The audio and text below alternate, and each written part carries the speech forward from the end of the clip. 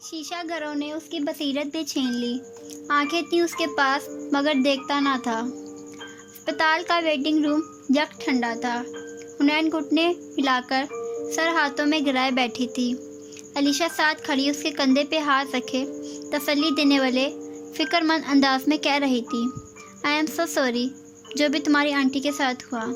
मैं सोच भी नहीं सकती थी कि उनके जख्म इतने गहरे होंगे। मुझे बताओ, क्या मैं तुम्हारे लिए कुछ कर सकती हूँ? वो बेहद पुरमिलाल नजर आ रही थी। चेहरे पे चंद घंटे पहले की हाशिम के साथ की गई मुलाकात का असर और शिकस्तगी अभी तक बरकरार थी और वह हुनैन के लिए फिक्रमंद भी थी। हुनैन ने सगवारिया से नफ़ी में सर हिलाते हुए चेहरा उठाया। ऐना के पीछे उसकी आंखों में बेहद दुख था। मेरा नहीं ख्याल हम पुप्पो के लिए अब कुछ कर सकते हैं। मैं उनके लिए पहले भी कुछ नहीं कर सकी थी। अब मुझे हर उस रवैये पर शर्मिंदगी है जो मैंने उनके साथ रखा। अलीशा उसके कंधे को थपकते हुए उसके साथ बैठी, परस अपने कदमों के करीब रखा और फिर समझाने वाले अंदाज में कहने लगी, तुम पुरानी बातों को भूल जाओ, दिलों के सारे मैल धो डालो। जिन रिश्तों की मुश्तरक शय खून होती है वो एक दूसरे की तरफ पलट के ज़रूर आते हैं। हुनैन बेदिली से उसकी सारी बातें सुनती गई। किसी बात से कोई फ़र्क नहीं पड़ रहा था। उसकी परेशान निगाहें बार बार कॉरिडोर की तरफ उठती थी जिसके पार कमरे में जुमर थी। उसने बयान देने के लिए रजामंदी जाहिर की थी और अभी पुलिस आ गई थी। तब से सादी और पुलिस ऑफिसर्स बाहर नहीं निकले थे। तुम्हारी अम्मी किधर हैं? मैं उनसे अफसोस ही कर लेती। अलीशा रुकी, फिर वजाहत देने वाले अंदाज में बोली, आई एम सॉरी, मैं पिछले कुछ दिन बहुत मसरूफ़ रही अपनी डॉक्यूमेंट्री के सिलसिले में। कहते उसके चेहरे का रंग कदरे फीका पड़ा मगर हुनैन ने नोट नहीं किया। अलीशा ने शुक्र अदा किया।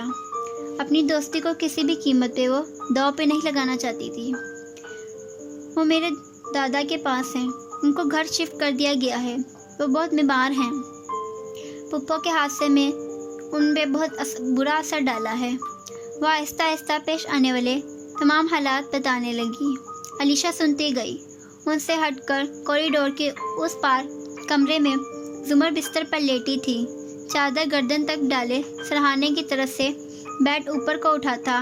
वह तकियों से टेक लगाए सपाट चेहरे और खुश्क वीरान आँखों के साथ अपने सीने पर रखे बाहर मिले हाथों को देख रही थी।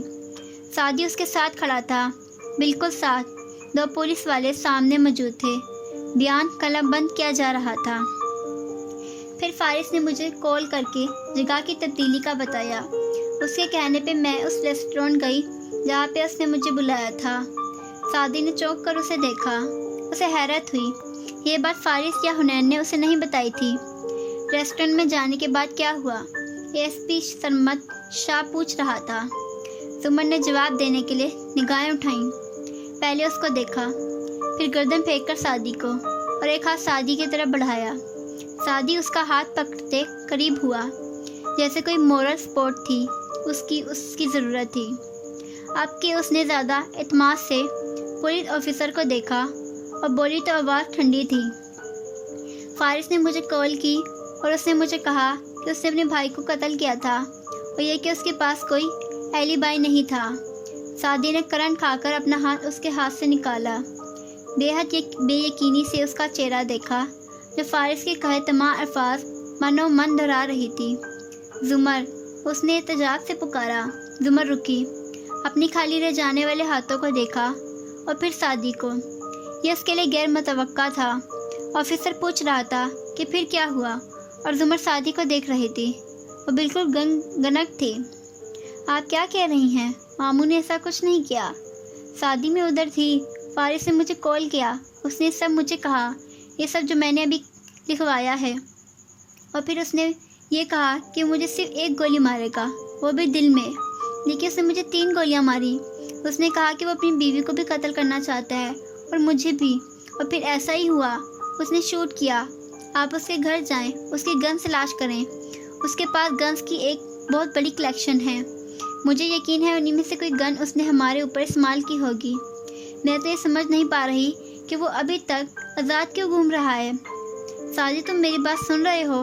आखिरी अल्फाज कहते हुए उसका एतमाद कम हो रहा था। सादी बेहद या बेयकीनी से नफ़ी में सर हिलाते हुए 2 कदम पीछे हटा। जुमर, आपको कोई गलत फहमी हुई है, ऐसा कुछ भी नहीं था। फिर तेज़ी से वो ऑफिसर की तरफ मुड़ा। आप प्लीज़ उसको बंद कर दें, मुझे अपनी फूफो से बात करनी है। ये बयान उसके बाद भी लिया जा सकता है। प्लीज़ आप अभी बाहर जाएं, मैं उनको बाहर भेजना चाहता था। जुमर के चेहरे का रंग बदला, लब भींच गए। उसने कदर गुस्से से सादी को देखा। मुझे कोई गलत फहमी नहीं हुई, मैंने अपने कानों से सुना है। उसने कहा उसने अपने भाई को कत्ल किया है। उसने कहा वो अपनी बीवी को और मुझे कत्ल करने जा रहा है, और उसने हम पे गोली चलाई। ये गोली फारिस ने चलाई, मैं इस बात की गवाह हूँ। जुमर प्लीज़ खामोश हो जाएं, कुछ भी मत कहें, ये सब कोई बहुत बड़ी गलत फहमी है। प्लीज़ खामोश हो जाएं। और बेहद अलार्म सा होकर उसको बाहर रखने की कोशिश कर रहा था, और उसको समझ नहीं आ रहा था कि वो किस तरह पुलिस वालों को वहाँ से निकाले। सादी, मेरी बात सुनो, मैं सच कह रही हूँ। मेरा दिमागी तवाज़ुन भी बिल्कुल बरकरार है। मैं किसी भी ड्यूरेस में आकर ये बयान नहीं दे रही। उसी ने मैं डिस्ट्रिक्ट प्रोसिक्यूटर जुमर यूसुफ हूँ, मेरी क्रेडिबिलिटी है, मैं झूठ नहीं बोल रही। ये सब फारिस ने किया है। उसी ने अपने भाई को मारा, उसी ने हमें भी मारना चाहा। आप उसको बुला लें, आप उसको मेरे सामने लाकर ये सब पूछ सकते हैं। जुमर प्लीज़ खामोश हो जाएं। तड़प कर उसको रोकने की कोशिश कर रहा था, लेकिन जुमर ने देखा सादी का हाथ अब उसके हाथ में नहीं था। उसने अपना खाली हाथ पीछे खींच लिया। चेहरे के तासुरात मज़ीद सर्द हो गए। उसे एएसपी सरमत आगे बढ़ा, सादी के कंधे पर हाथ रखा और तंबी अंदाज में उसको देखा। आप बाहर चले जाएं। अगर आपने कॉल करके फारिस कादी को मुतनब्बा करने की कोशिश की तो मैं आपको कानून की राह में रुकावट डालने के जुर्म में गिरफ्तार कर सकता हूँ, और मुझे उम्मीद है कि आप कोई भी ऐसी हरकत नहीं करेंगे जिसका नुकसान सिर्फ और सिर्फ आपके मामों को होगा। दूसरे ऑफिसर ने दरवाज़ा खोला और सादी को बाहर जाने का कह रहे थे। वो फिर भी उसको देखती रही, बज़ाहिर सपाट सर्द नज़रों से, लेकिन उनमें जैसे बेचैनी थी, उम्मीद थी वो अभी आएगा और उसका हाथ थाम कर कहेगा, मेरी फूफो सच कह रही हैं, मेरी फूफो झूठ नहीं बोल सकती। मगर वो बेयकीन हक तक सा लड़का मुसलसल नफ़ी में सर हिला रहा था। ये सब गलत हो रहा है, ऐसा नहीं है, मेरे मामू ऐसा नहीं कर सकते। मैं सच कह रहा हूँ, मेरी बात सुने। आप प्लीज़ ये बयान रोक दें। मगर ऑफिसर ने उसकी अगली बात नहीं सुनी थी। उसने बहुत इज्जत और एहतराम से उसकी कोहनी को थामे उसको बाहर का रास्ता दिखाया और दरवाज़ा बंद कर दिया।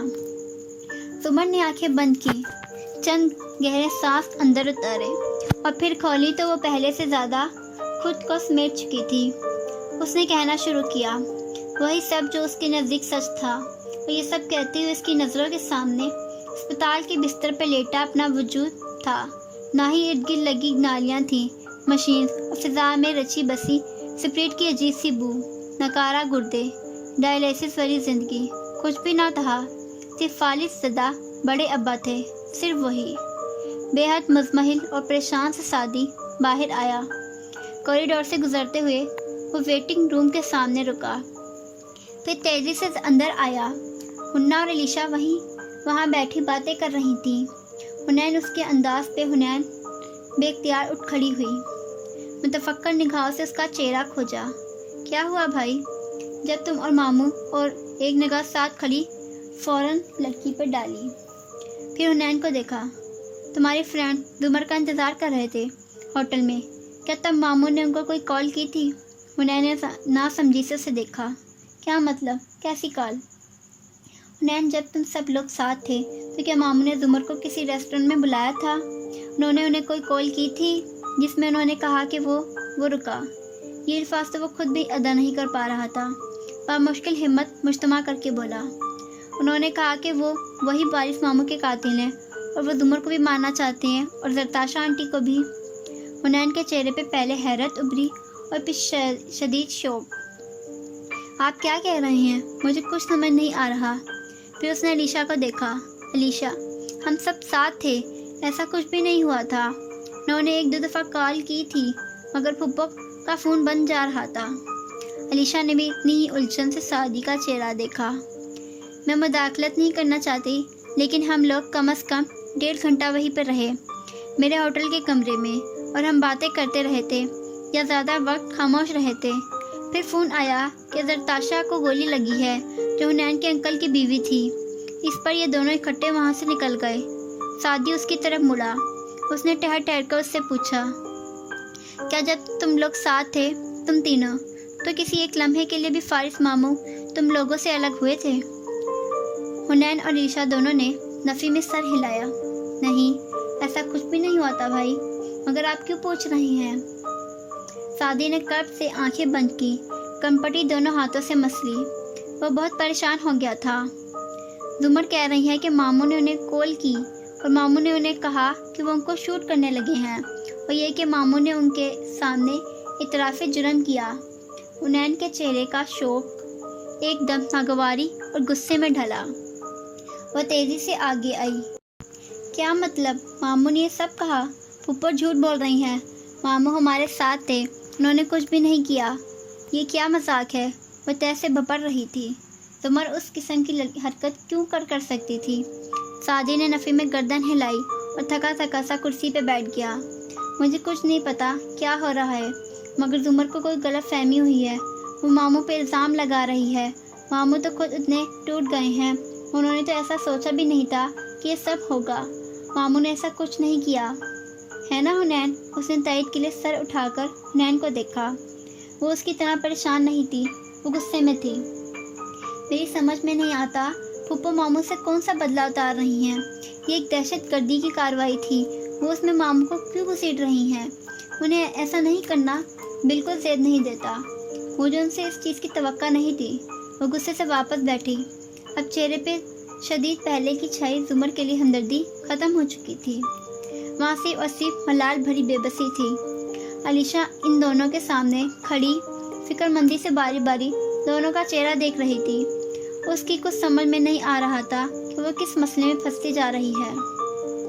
भाई, आप मामू को कॉल करें, मुझसे पूछें कि फूफो क्या कह रही हैं। सादी ने थकी थकी निगाहों से उसे देखा। मैं ऐसा कुछ भी नहीं कर सकता जो फारिस गाजी को मज़ीद मुश्तबा बनाए। इस बयान के बाद पुलिस उनसे ज़रूर पूछ-गुछ करेगी, शायद उनको गिरफ्तार भी कर ले। मुझे वाकई नहीं पता कि हमें क्या करना चाहिए। अगर आप नहीं बताएंगे तो मैं उन्हें कॉल करने जा रही हूँ। उन्हें पता होना चाहिए कि फूफो उन पर इल्ज़ाम लगा रही हैं, और वो भी पुलिस के सामने। ओह गॉड! हुनैन का तो बस नहीं चल रहा था कि वो हर चीज़ को तहस नहस कर डाले। वो बेइख्तियार खड़ी हुई, जैसे वाकई कॉल करने जा रही हो। सादी ने उसे रोका। नहीं, इस वक्त चीज़ों को ख़राब करने की नहीं, उनको हल करने की ज़रूरत है। हुनैन ने सवालिया नज़रों से भाई का चेहरा तका। फिर हम क्या करें? किसको बताएं? किससे मदद मांगे? सादी ने मोबाइल निकाला, फ़ोन बुक खोली, नंबर डायल किया और फ़ोन कान से लगाते हुए हुनैन से बोला, थैंक गॉड, हमारे रिश्तेदारों में कोई ऐसा शख्स है जिसके बारे में मैं कह सकता हूँ कि वो हर मसला संभाल सकता है। दूसरी तरफ घंटी जा रही थी। हुनैन ने भुएं से टक्कर कर अजनबी से सोचा और फिर तासुरात ढीले पड़े। ओह हाशिम भाई, आप हाशिम भाई को बुला रहे हैं? ओके। वो गैर आरामदेसी होकर कुर्सी के किनारे पे बैठ गई। अलबत्ता वो अभी भी बेचैन थी और नाखुश भी। सामने खड़ी अलीशा के चेहरे पे एक रंग आ रहा था और दूसरा जा रहा था। इस सारी गुफ्तगू में हाशिम का नाम सबसे वाजिया था। हाशिम, फिर हाशिम, इधर भी हाशिम। उसने खंकार के उन दोनों को मुतवज्जा किया। मेरा ख्याल है मुझे चलना चाहिए, मेरी मम्मी की कॉल आने वाली है। वो होटल में मुझे उस वक्त ना पाकर परेशान हो जाएंगी। मैं रात को फिर आऊँगी, तुम परेशान मत होना। करीब होकर हुनैन का कंधा थामकर वो कह रही थी। सादी ने ज़रा की ज़रा नज़र उठाकर उस फॉरनर लड़की को देखा जो उनके लिए बेहद फिक्रमंद लग रही थी, और फिर दूसरी तरफ जाती घंटी सुनने लगा। जी हाशिम भाई, रास्ते मिलते ही वो बच्चों की सी बेसाख्तगी से बोला, प्लीज़ आप इधर आ जाएं। जी इधर ही अस्पताल में। मुझे नहीं पता यहाँ क्या हो रहा है, लेकिन पप्पू को कोई गलतफहमी हुई है।